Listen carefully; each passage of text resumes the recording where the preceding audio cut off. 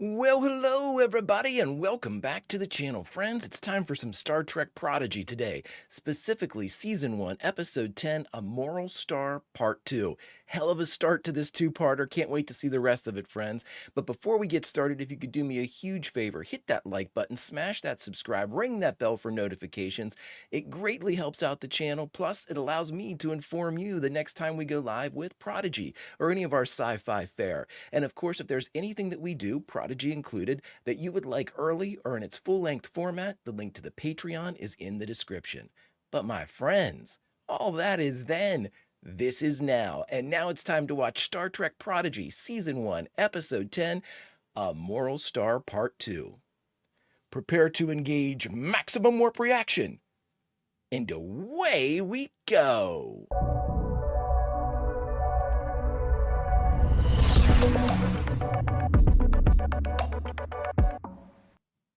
Place your bets, everybody. Place your bets. How many people do they get out of here? We're in the intro. Friends, I think there are so many people that I've been introduced to by all of you. And by doing this, by watching shows that I guarantee I wouldn't have watched before. Noticeably, I think my biggest revelation as far as like currently being kind of like brought up to speed from my old age likes and dislikes is Ella Purnell. Seeing her in Fallout, I fell in love with her acting style. I thought she was absolutely fantastic. And I've been so fortunate to experience her work again in Arcane, where she played Powder and Jinx. And now in this, in Star Trek Prodigy as Gwen. Absolutely a fascinating actor who really brings a lot of emotional quality to everything. You know, most of the stuff I've experienced with her has been voice work, but man, it does not skimp on the emotional quality that's dripping out of each line of dialogue that she processes. Really great shit. So incredibly impressed with that. Consistently great. How often can you say that about anybody? You know, if anybody ever tells you that you are consistently great, I mean, take the rest of the day off. All right, friends, let's go. Damn, that's a beauty. No sign of the proto-core on board. I'll never get to Starfleet without it. Where is it? Woo! I never wanted it to come to this. You got your ship. Perhaps you've forgotten that heirloom was a gift from me. He can control it. Why are you doing this? What did you think would happen? You'd distract me. Watch over my progeny to ensure she does nothing to further inhibit my mission. Acknowledged, Captain. Evil Janeway's kind of alluring. Get to the Rev 12 before this whole place goes. I understand you. Finally. Your way to the... My name is George Slot. I'm Chodo. After so many years, it's nice to finally talk. Oh, I've been holding in these thoughts and feelings for so long, George Slot. Sorry to interrupt this come on, guys. I love it. These two guys been working together forever. Okay, what are we going to do here? Because the ship was crippled. Oh, those little drones. Rock. The launchers are back on. That means... Gotta fix this engine and get out of here. Keep that hatch shut while Jacob works his magic. Jankum, you can do this? All right. Our stuff can hold a door. Yeah, remember, Rox had some pretty extensive non-voluntary training. Blast emptied out the entire energy core. So let Jacob figure it out. Oh, unless you've got a better idea. Rock, what do you got? The proto-star. What if you interplex the plasma conduit? Adjust for input variances in the dilithium matrix. New plane. Jacob holds the door, and you do all of that. Stay close, Murph. I love it, but every time it makes me sad because we don't know how long she was in there. I'm going with years. Honest to God, I'm going with years. It's okay, little one. I won't hurt you Oh, yes! when we leave this place. Zero, look out. Zero! Watch out! Oh! Zero! Go, Dow. I'll manage. Never had much control of them anyway. We'll never get everyone onto the ship with our shortwave communicators. The manacles! The inhibitor manacles, yep. How's that power coming? Almost there! Go, Rock. Here! There we go, Jenkum. Oh, look at this. Rock, watch out! Oh, nice job. Oh, this is my favorite Jenkum moment. You pissed off a Tellarite. Bad, big mistake. Oh, there we go. Well, everybody dies now. Way You to did it, go, Rock. Rock! They did it. They did it. They damn well did do it. I can't concentrate. Just need a moment. Uh-oh. Yeah, they're back. We're all out of moments. They're back. They figured it out. Oh, shit. Give me the protocore. I thought that shield was supposed to... Look over here, you big dum-dum! Careful, careful.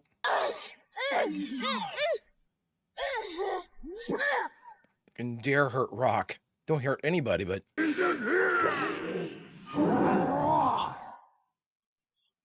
Oh. Now have a voice. Good for us, bad for you. Tear him apart.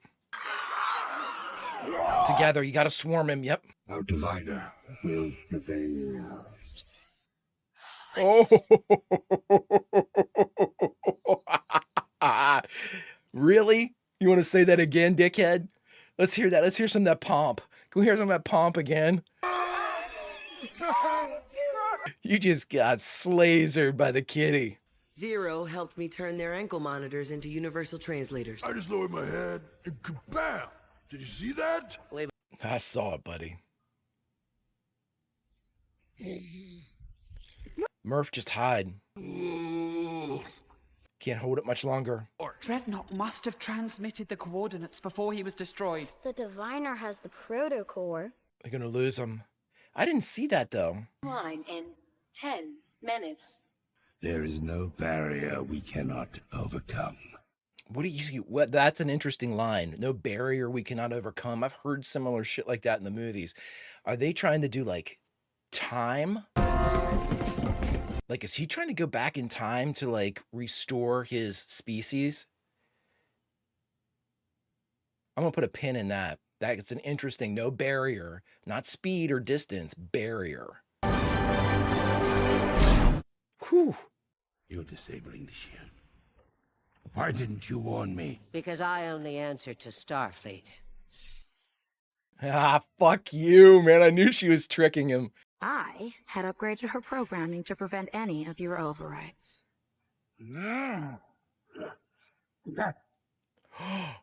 Like she said, upgrades. Get through all the security lockouts. You can. Keep trying. Hold him back, Janeway. 29 disabled. Yeah, that suit's giving you go juice, isn't it, buddy? So she's solid photons now, like the Doctor, Voyager. I learned that from First Contact, by the way. I reverse engineered it. We can still save our people. Save? Our homeworld was destroyed. No. It's going back in time. I was sent back in time to save it. Solemn is here? I can see it. There's... Solemn. Please, Quindala. You will doom our people. Fuck him. Computer, freeze hologram Janeway. Nice shot. The truth. All of it. Even better. I'll show you. I can show you.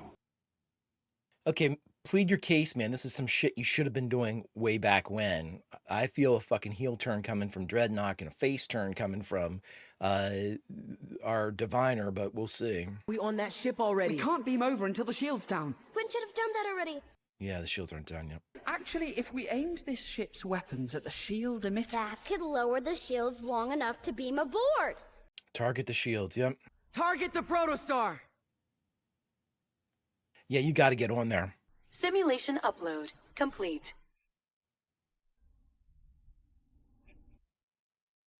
So what are you supposed to do? Get there and warn them of what's going to happen to them? I'm pretty sure that was a Superman storyline at one point, to get back and save Krypton.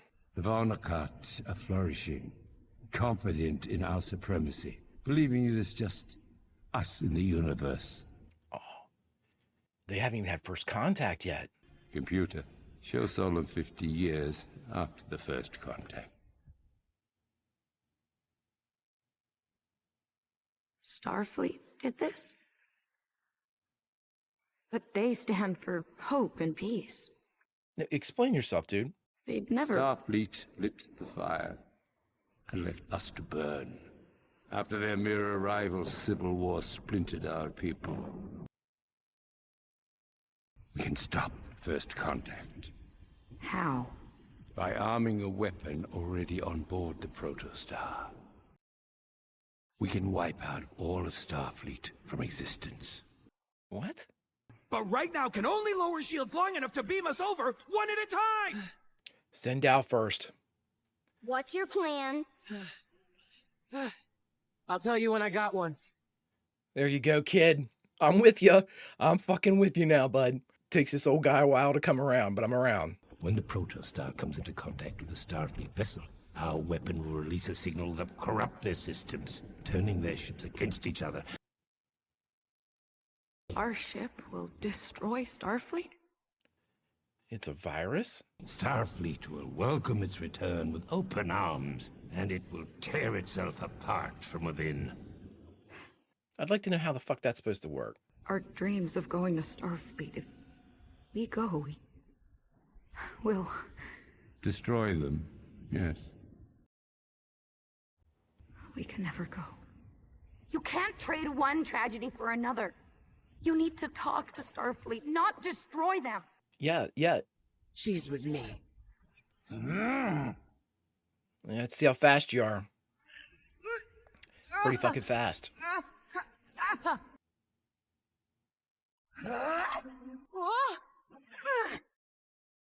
Gwen? We need a little bit more up there, Gwen. He alone is no match against the Varnakat. Who said he was alone? I will not let you hurt my friends. Show him, Zero. Let him see. It's time I show you who I truly am. So you cannot hurt anyone else.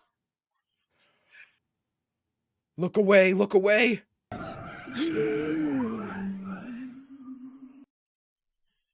Look away, look away, don't look. Don't, Look Gwen. at me! Don't look, or you'll go mad. Dow. Nice job, kid. Don't look. Oh. Oh, she caught the reflection. Zero! Shut it down!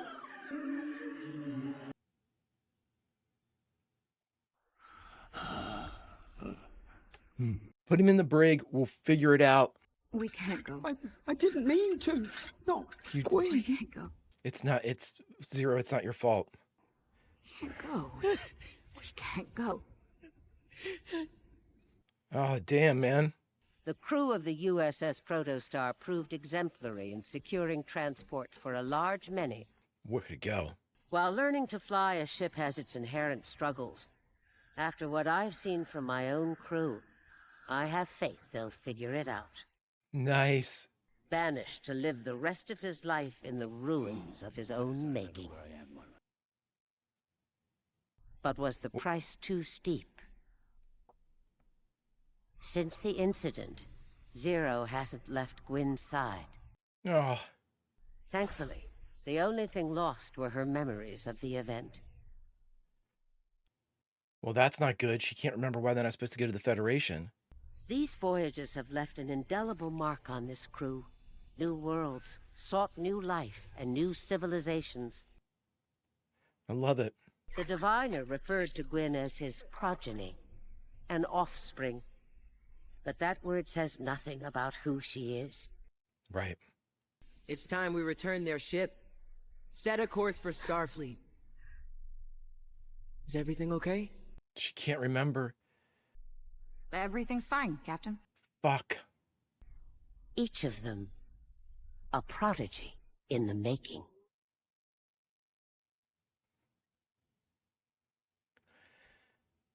Oh, fantastic. Oh, this is Dreadnought. I guarantee it. Who's this? Navigation. That makes 3 times now, Admiral.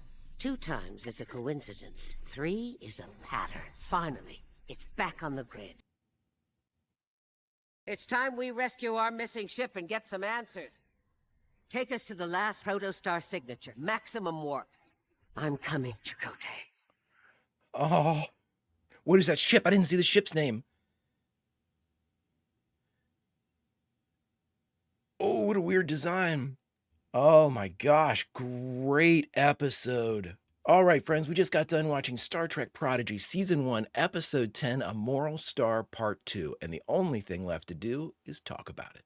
All right, everybody, we just got done watching Star Trek Prodigy Season 1, Episode 10, A Moral Star Part 2. Great episode. Great episode. I'm fully invested now into this crew. Again, I have a terrible habit of jumping to conclusions, especially after I've watched other shows and things have gone certain ways in other shows, and then I apply them erroneously to a new show that I'm watching. And I knew about 2 or 3 episodes into giving Dow a bunch of shit that I needed to let him cook. So I'm very glad that I did. Great episode, his best. Fantastic episode with Zero, fantastic episode with Jankum. Great stuff from the entirety of the crew. Really good narration by Janeway. We need to know more about what this problem is with Solemn, the Solum, whatever the planet is, where I'm going to get this wrong, the Varnakat, which is the diviner and Gwen's race. We need to know more about them. The diviner was deliberately vague there whenever he was talking about, we haven't had first contact, show 50 years after first contact, and Gwen says something to the effect of the Federation did this, and he said they lit the fire and then there was a civil war and they destroyed themselves. So again, it's very misleading upon initial gaze. Gwen was like, wait a minute, the Federation did this and they lit the fire. Oh, that doesn't mean anything. It means they introduced you to the fact that there were spacefaring vehicles now, or spacefaring civilizations, and you weren't alone in the universe. That's not the same thing as arming a revolutionary insurgency or something like that, or burning the atmosphere or causing all this shit yourself or attacking or something. It's a cool idea. Okay, so I've got several questions. My first question is this, is that if he comes from the diviner comes from the future, that means he knows what happens to his home planet, which means you're telling me that there is a world, I'm going to get this wrong, but Varnakat, warp capable, someone picks up a warp signature, you're now identified as somebody that needs to be introduced to the galactic civilization, yada, yada, yada. So you're saying that happened, first contact happened, and 50 years later, the planet was sundered by something, civil war, Armageddon, apocalypse, whatever it happens to be. But you're telling me that this civilization went from not being warp capable to 50 years later, after they've destroyed themselves, they have the ability to time travel? That is very interesting to me. Now, I'm not saying it's impossible. I mean, obviously, I've seen several examples of how time travel is possible just in the original series and things like that. I'm sure there are many other ways, like that slingshot effect where you go around the sun and it kind of, I saw that from the movies and the original series, something that they use in, quite a bit. So it's not like you'd have to be too advanced. You just have to have a ship, I believe, that can go fast enough to get the appropriate speed up for that. We knew the original Enterprise could do that. The NCC 1701 could do that. So it's not like they had to have advanced too far. I guess, I mean, like a warp 6 to 8 somewhere in there could get it. I'm completely spitballing. I'm trying to guess at like the capabilities of the original series and if they could be applied to Gwen and the Diviner's race to be able to like replicate what they had seen or, copy the movements of the Enterprise or what they, to do some type of time travel. I'm reaching the edge of my ability to sustain disbelief, though, that they went from not being a spacefaring civilization to time travel capable in 50 years. Okay, so let's say that they did it. Let's say that they got the time travel and they were able to send this guy back. Obviously, he was experiencing either the effects of some type of health problem, old age, temporal, like maybe degradation, being in the wrong timeline, all those types of things. Now, I, strangely enough, have seen all of the TV show Enterprise. That basically, if you want to follow my life, that's where I'm out of school and everything, and I have time to watch shows again. So I was watching Enterprise, and a buddy of mine worked on it. So I was, he turned me on to it, and I started watching, and it was very good. I enjoyed it. I know a lot of people have mixed feelings about it. It was probably one of the things that got me kind of looped back into Star Trek, to be honest. It's taken me a while to make sure I continue the journey, but definitely, if I'd had a negative opinion about Enterprise, I probably wouldn't have started watching Star Trek, but here we are. So my question is this. So if they are able to send somebody back in time, they get all this stuff situated, the diviner starts to break down, blah, blah, blah. My question is this. Having seen Enterprise, I know about the character of Daniels and like the temporal Cold War and things like that. This to me seems like one of those events that if left unchecked would call in like the temporal, I don't want to call them police, but like the temporal arm of the Federation. The Daniels was like sort of pseudo work that temporal Cold War with the what are they called, the Solanami or whatever, the bad guys. So from Enterprise. So I'm curious now, if that is what we're working with, why wasn't there? I mean, this is obviously a threat to the Federation. You would think that this would be something that would kind of ping on the temporal oh shit meter, whenever we've got a terminus event here in the form of the protostar going back to the Federation. And that's another thing I don't get. We've seen something like that. I've seen something like that before. I've seen season 3 of Picard, and in spoiler alert, season 3 of Picard, they have like, I'm not going to say what it is, but there's some type of technology that infiltrates the Starfleet, matrix and assimilates it into basically following one preset set of code, among other various things with the teleporter, transporter, and stuff like that. So it's been done before, but they prefaced that by saying that there was new technology in play for the Federation that was going to kind of network all of their ships together to make them more combat effective and response effective and things like that. To my knowledge, we're at a time in the timeline of Prodigy where that is nowhere near something that they're going to implement. It's nowhere near something that they're going to basically allow to occur yet. It's not something I'm thinking like 20 years out from that. I think that's the timeline. Now, I mean, it might be something, but it would seem very like it'll tear them up from the inside. Well, a couple ships getting like contaminated with a virus or something doesn't necessarily mean, the entirety of Starfleet's going to go down. That's dramatically underestimating Starfleet or dramatically overestimating whatever weapon it is that you've placed within the protostar to take out Starfleet, which leads me in a long-winded way to my next problem, or my final problem with this scenario. And by problem, I mean, it's just not, I don't understand it yet. I mean, I'm sure it'll be explained, but these are the problems that I have with the current way things have been described. You're telling me that a civilization that is 50 years removed from not being warp capable had become warp capable, and then 50 years later were annihilated by their own hand, sent somebody back in time using, obviously the tech to be able to send somebody back in time. That person was then able to upload something into the protostar that would destroy the entire Federation. This is tech that should be ridiculously advanced beyond whatever a 50-year spacefaring civilization could have. But you figured out a way to upload something into the Federation that will destroy it completely by one ship, one point of entry. I'll definitely need explanations on that one. But all in all, again, when I say that I have trouble, I don't have problems with the script. I don't understand it. So I'm not going to be able to, that's the appropriate thing for me too, by the way. I'm not going to be able to explain it. So that's my problem right now. I can't go forward with any type of thesis on how they did this without more information. And conveniently now, the diviner is stuck in some type of like mental madness cage inside his own head. And Gwen can't remember the moment, which is very, a point of trauma, whether it be a concussion or something like that, usually wipes out time before it and time after it. So of course she's not going to be able to, I completely am down with that.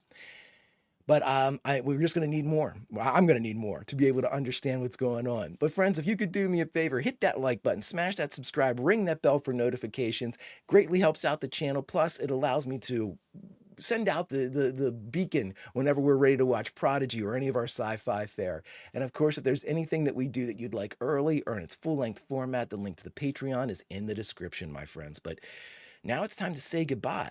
So where do we say goodbye from in this, a great two-part episode of Star Trek Prodigy? Well, friends, I say we say goodbye as we witness the birth, the true birth of this crew, when they have finally come together, when Janeway herself has said each and every one of them is a prodigy. And my friends, that is the way I feel about each and every one of you. Thank you so much for watching this with me, sticking with me to the very end. It means the world to me, and because of that, you will always and forever be my crew. Friends, until we fly again, Vulcan roll, and I'll see you.